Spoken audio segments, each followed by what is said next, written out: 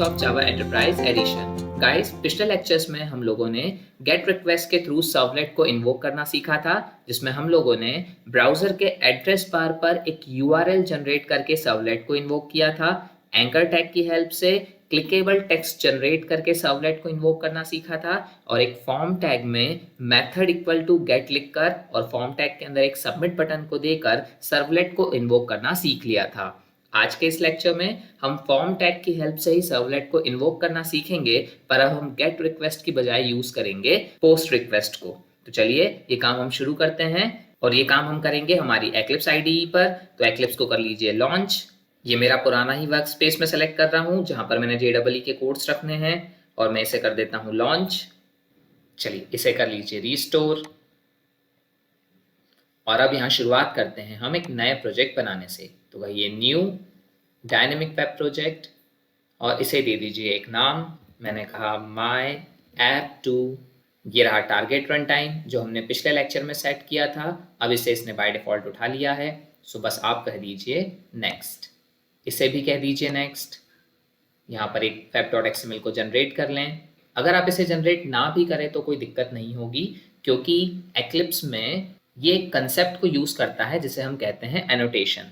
सो web.xml के through जो हम रिक्वेस्ट करते थे, मतलब URL- पैटर्न में जो हम रिक्वेस्ट करते थे, वो काम एक्लिप्स कर लेता है with the help of annotation. So अगर आप इस web.xml फाइल को यहाँ पर ना भी बनाएं तो कोई दिक्कत नहीं है, पर फिलहाल के लिए मैं इसे बना लेता हूँ और मैं इसे कर देता हूँ फिनिश। अब ये एनोटेशन कंसेप्ट्स क्या होते हैं, ये हम कुछ लेक्चर्स पार्ट डिस्कस करेंगे। और इसे कर लीजिए फिनिश। ये मेरा एप्लीकेशन फोल्डर बन के तैयार है, जिसके अंदर मुझे मिले हैं 6 सब फोल्डर्स। मेरे काम का है जावा रिसोर्सेज और वेब कंटेंट। इस वेब कंटेंट में मैं रखूंगा HTML फाइल, और इस जावा रिसोर्सेज में मैं रखूंगा मेरे सर्वलेट कोड्स को। तो आज के इस लेक्चर में हम एक HTML फाइल बनाएंगे, जिसमें हम पोस्ट रिक्वेस्ट की हेल्प से एक सर्वलेट को करेंगे इन्वोक।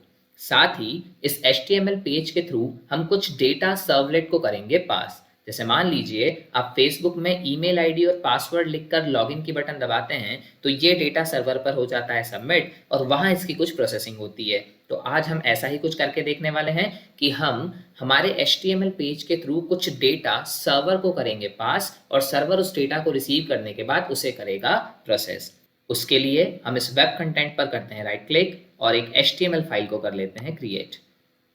इसका नाम दे दीजिए आप। मैंने दिया index.html। इसे कह दीजिए फिनिश।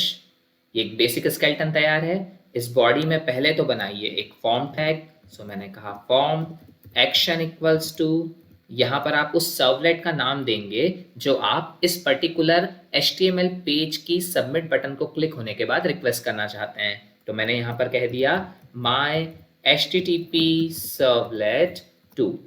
इसके बाद मेथड में दे दीजिए पोस्ट, क्योंकि आज हम सीखने वाले हैं कि पोस्ट रिक्वेस्ट कैसे की जाती है। ये हो गया मेरा फॉर्म टैग क्लोज। अब अगर आप HTML पेज से डेटा को आपके सर्वलेट पर पास करना चाहते हैं, तो आपको फॉर्म टैग के अंदर क्रिएट करना होगा टेक्स्ट फील्ड, और इन टेक्स्ट फील्ड्स को बनाने के लिए हमें यूज करना होगा इनपुट टैग को। तो यहाँ लिखिए input type equals to text. ये एक टेक्स्ट फील्ड को जनरेट कर देगा। इसके साथ एक नेम एट्रीब्यूट को और यूज कर लीजिए। तो मैंने यहां पर कहा T1, that is text field 1, और इसे कर दीजिए क्लोज।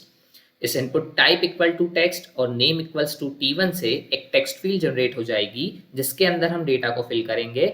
और जब हम इस डेटा को सर्वलेट कोड के अंदर फेच करने की कोशिश करेंगे, तो ये T1 हमें करेगा हेल्प। अब ये कैसे करते हैं ये थोड़ी देर बाद आपको समझ में आ ही जाएगा, पर इससे पहले मैं यहाँ पर लिख देता हूँ एंटर योर नेम। सो ये मैंने लिख दिया एंटर योर नेम। यहाँ पर एक PR टैग और दे दीजिए ताकि लाइन ब्रेक हो जाए। इसके बाद फिर मैंने कहा एंटर योर सिटी नेम। अब यहाँ पर फिर इनपुट फील्ड बना लीजिए। तो मैं इसी को कर लेता हूँ यहाँ से कॉपी। सो मैंने कहा Ctrl+C Ctrl+V। अब ये टाइप इक्वल टू टेक्स्ट लिखने से एक टेक्स्ट फील्ड बन गई, और इस टेक्स्ट फील्ड का नाम मैं लिख देता हूँ T2। आप इस टेक्स्ट फील्ड का जो भी नाम रखना चाहें वो आप रख सकते हैं, पर फिलहाल के लिए मैंने इसका नाम T1 और T2 रख दिया है। चलिए अब एक बना लीजिए सबमिट बटन। सो मैंने कहा input type equals to submit, और इसे कर दीजिए क्लोज। तो ये मेरा फॉर्म टैग बनकर तैयार है। फॉर्म टैग के अंदर मेरा माई HTTP सर्वलेट टू रिक्वेस्ट किया जाएगा जब मैं सबमिट बटन को करूंगा प्रेस, और जब सबमिट बटन प्रेस होगी तो ये अपने साथ लेकर जाएगी इस टेक्स्ट फील्ड का डेटा और साथ ही इस टेक्स्ट फील्ड का डेटा। चलिए तो अब इसे कर देते हैं सेव और हम बना लेते हैं हमारा सर्वलेट। सर्वलेट बनाने के लिए इस जावा रिसोर्स में आए, SRC पर राइट क्लिक करें, एक पैकेज बना लें। सो मैंने कहा पैकेज com.servlet, इसे कर दीजिए फिनिश और इसके बाद इसके अंदर आप कह दीजिए न्यू सर्वलेट। इस सर्वलेट का नाम दे दीजिए। अब याद रखिएगा इस सर्वलेट का नाम यही दीजिएगा जो आपने यहाँ पर दिया है। सो मैंने कहा my HTTP सर्वलेट 2 और इसे कर दीजिए नेक्स्ट। चलिए अब जरा ध्यान से देखिएगा, ये जो URL मैपिंग्स है, ये URL मैपिंग्स एक्चुअली आपका web.xml का URL डैश पैटर्न है। अगर आप यहाँ पर इसे चेंज कर देते हैं तो जो भी आप यहाँ लिखेंगे फिर वही नाम आप लिखेंगे इस एक्शन एट्रीब्यूट के अंदर। अभी फिलहाल के लिए मैंने यहाँ पर भी लिख रखा है my HTTP सर्वलेट 2 और यहाँ पर भी लिख रखा है my HTTP सर्वलेट 2 और मेरे सर्वलेट का नाम भी है my HTTP सर्वलेट 2। अब कह दीजिए नेक्स्ट, और इस बार मुझे ज़रूरत है सिर्फ पोस्ट मेथड की, इसलिए इस डू गेट को मैं अनचेक कर रहा हूँ। साथ ही मुझे कंस्ट्रक्टर की ज़रूरत नहीं है तो मैं कंस्ट्रक्टर को भी हटा देता हूँ और अब मैं इसे कर देता हूँ फिनिश। अब जब मैंने इसे फिनिश किया सो इसने मुझे सिर्फ डू पोस्ट मेथड को ओवरराइड करके प्रोवाइड किया हुआ है। अब मेरा काम है इस डू पोस्ट मेथड की कोडिंग करना। इन कमेंट्स को मैं रिमूव कर दे रहा हूँ ताकि समझने में हमें आसानी हो। चलिए अब ये जो आप @web सर्वलेट देख रहे हैं यही एक्चुअली कहलाता है एनोटेशन, और इस एनोटेशन की वजह से ही हमें web.xml की ज़रूरत नहीं है। अगर आप इस पर्टिकुलर एनोटेशन को यूज़ करते हैं तो web.xml में जो URL डैश पैटर्न काम करता है वही काम ये एनोटेशन की हेल्प से भी परफॉर्म हो जाता है। सो आपकी जो रिक्वेस्ट आएगी वो आएगी with the name my HTTP servlet 2। चलिए अब हम करते हैं डू पोस्ट की कोडिंग। सो डू पोस्ट की कोडिंग में पहले तो आप रिस्पॉन्स टाइप सेट कर लीजिए। सो मैंने कहा response dot set content type text slash HTML। इसके बाद प्रिंट राइटर का ऑब्जेक्ट ऑब्टेन कर लीजिए। तो मैंने कहा प्रिंट राइटर PW या आउट जो भी आप कहना चाहें equals to response dot get writer, और इसके बाद अब हम उस पर्टिकुलर डेटा को यहाँ पर फेच करने की कोशिश करते हैं जो हमें HTML पेज के थ्रू प्रोवाइड किया गया है।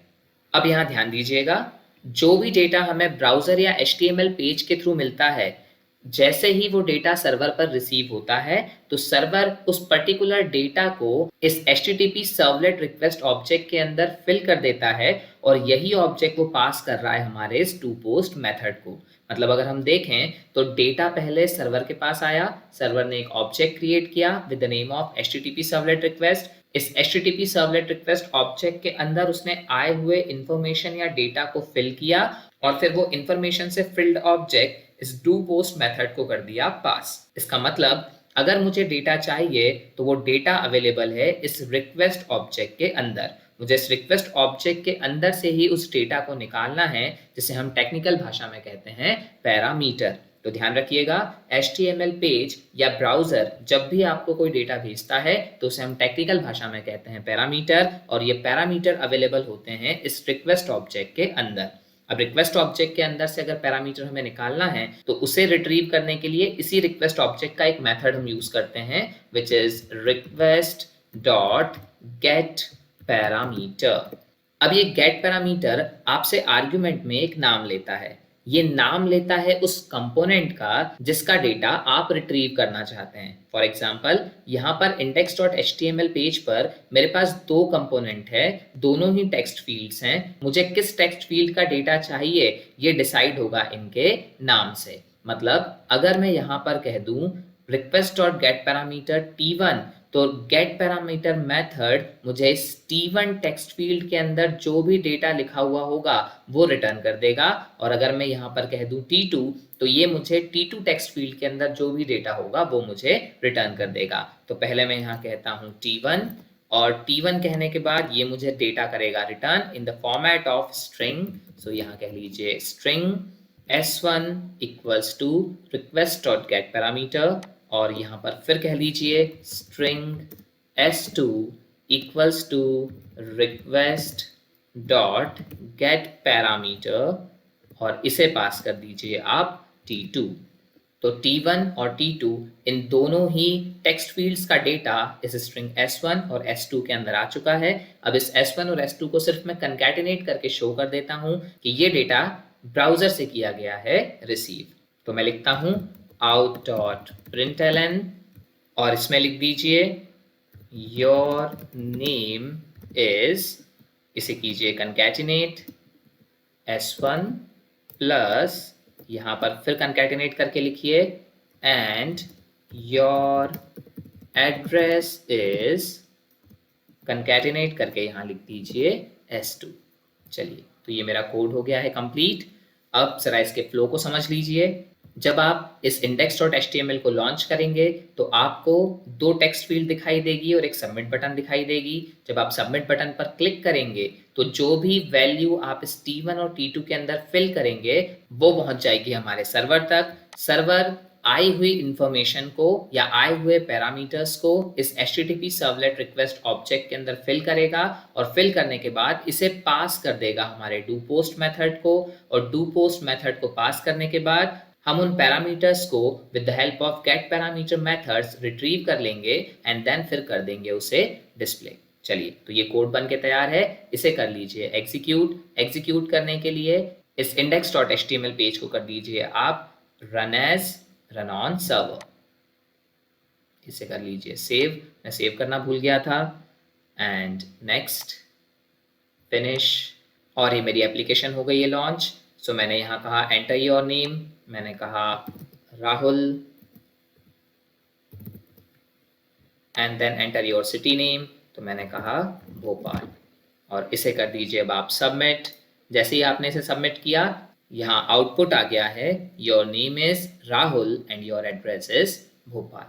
चलिए, अब इस कोड में एक सिंपल सा मैनिपुलेशन परफॉर्म करते हैं। मैं इस डू पोस्ट मेथड को यहाँ पर पोस्ट से बदल के कर देता हूँ गेट, और यहाँ पर index.html में इस मेथड इक्वल टू पोस्ट को भी बदल कर देता हूँ गेट, और मैं इसे कर देता हूँ अगेन सेव। इसे सेव करने से पहले एक बार जरा इस ब्राउजर पर जाकर देख लीजिए कि URL क्या जनरेट हुआ था। तो पहली बार जनरेट हुआ था localhost:1990/myapp2/index.html, फिर हमने यहाँ डेटा फिल कर दिया था, और डेटा फिल करने के बाद जब मैंने कहा सबमिट तो URL बदल गया। myapp2 के बाद जो index.html लिखा था वो चेंज हो गया myhttp servlet 2 में, और फिर उसका रिस्पॉन्स यहाँ पर मुझे दिखाई दे रहा है। अब यही काम हम करते हैं गेट रिक्वेस्ट के साथ, तो हमें एक पहला अंतर समझ में आएगा जो आप गेट रिक्वेस्ट और पोस्ट रिक्वेस्ट में कर पाएंगे फील्ड। चलिए, सो ये मेरा कोड बन के तैयार है, इसे कर लीजिए सेव, और सेव करने के बाद वापस index.html को कहिए run as run on server, इसे कर लीजिए नेक्स्ट फिनिश। अब देखिए यहाँ पर भी क्योंकि सर्वलेट में मैंने मैनिपुलेशन किया था, मैंने यहाँ पर डू पोस्ट की बजाय डू गेट मेथड लिख दिया था, तो यहाँ पर भी सर्वर को करना होगा रीस्टार्ट, जो एक्लिप्स आपको खुद पूछ रहा है, तो इसे रीस्टार्ट करिए, और ये मेरी एप्लीकेशन हो गई है लॉन्च। सो पहली बार में तो यहाँ पर कोई भी अंतर समझ में नहीं आ रहा है। यहाँ मैं डेटा दे देता हूँ, मान लीजिए यहाँ पर मैंने लिखा है फिर से सुमित, और सुमित के बाद यहाँ मैंने दे दिया है सपोज इंदौर, और अब मैंने इसे कह दिया है सबमिट। तो सबमिट कहते ही मुझे आउटपुट मिल गया your name is Sumit and your address is Indore. पर यहाँ पर जरा URL को ध्यान से नोटिस कीजिएगा। जब आपने पोस्ट के साथ URL देखा था तब वो सिर्फ myHTTP सर्वलेट पर खत्म हो गया था, लेकिन जब गेट रिक्वेस्ट के साथ आप इस URL को देख रहे हैं तो यहाँ पर एक क्वेश्चन मार्क के बाद लिखा है T1 equal to Sumit and T2 equal to Indore. मतलब कि गेट रिक्वेस्ट में जब आप HTML पेज के थ्रू डेटा को सर्वर पर भेजते हैं तो वो डेटा हमारे इसी URL के साथ अपेंड होकर सर्वर तक जाता है। पर अगर यही काम हम पोस्ट रिक्वेस्ट के साथ करते हैं तो डेटा पहुंचता तो है सर्वर तक पर इस URL के साथ अपेंड नहीं होता, ये कहीं तो भी हिडन फॉर्म में पहुंचता है हमारे सर्वर तक। तो अगर आपके पास कोई सेंसिटिव इंफॉर्मेशन है, जैसे आप यूजर नेम और पासवर्ड को फिल करके सबमिट बटन दबा रहे हैं, तो gate request is not a good option, क्योंकि ये आपके यूजर नेम और पासवर्ड को कर देगी विजिबल। मतलब अगर मैं सेंसिटिव इंफॉर्मेशंस को मेरे सर्वर तक भेज रहा हूं तो इन सेंसिटिव इंफॉर्मेशंस को सर्वर तक पास करने के लिए get is not an appropriate option, आप चूज कीजिए पोस्ट रिक्वेस्ट को। So this is the first difference between the get request and post request. Get request में ब्राउजर के थ्रू जो डेटा सर्वर तक भेजा जाता है वो URL में ही अपेंड कर दिया जाता है, और क्योंकि वो URL में अपेंड होता है इसलिए एंड यूजर को विजिबल होता है। पर अगर हम पोस्ट रिक्वेस्ट की बात करें तो पोस्ट रिक्वेस्ट में डेटा ब्राउजर छुपा कर सर्वर तक भेज देता है और वो URL में दिखाई नहीं देता। So post request sensitive informations को सर्वर तक भेजने के लिए करेक्ट मानी जाती है।